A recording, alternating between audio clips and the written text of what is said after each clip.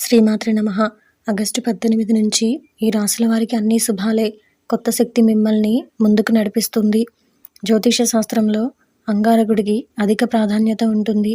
కుజుడు ధైర్యం, శౌర్యం, దాంపత్యం, సంతోషం, భూమికి కారకుడు.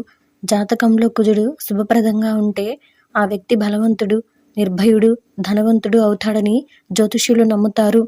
అంతేకాకుండా దాంపత్య సుఖాన్ని అనుభవిస్తాడు. త్వరలో కుజుడు కన్యా రాశిలో సంచరించబోతున్నాడు.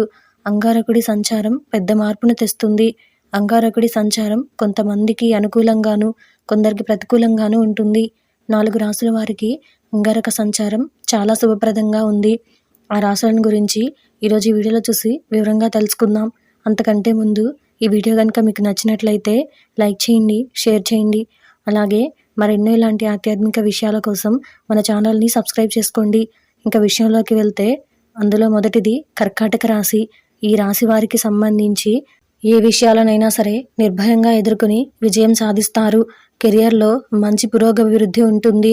ఉద్యోగస్తులు ఇంక్రిమెంట్లు, ప్రమోషన్లు పొందుతారు. రెండవది వృశ్చిక రాశి. ఈ రాశి వారికి సంబంధించి సమాజంలో మీ సర్కిల్ పెరుగుతుంది, పలుకుబడి కూడా పెరుగుతుంది.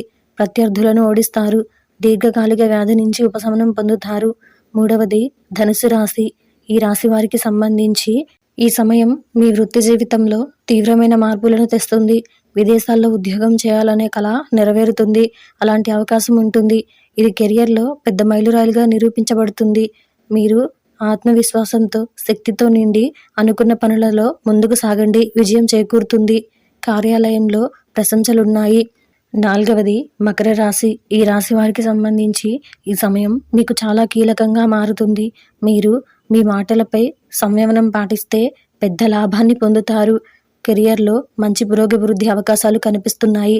ఆర్థికంగా బలంగా నిలదొక్కుంటారు.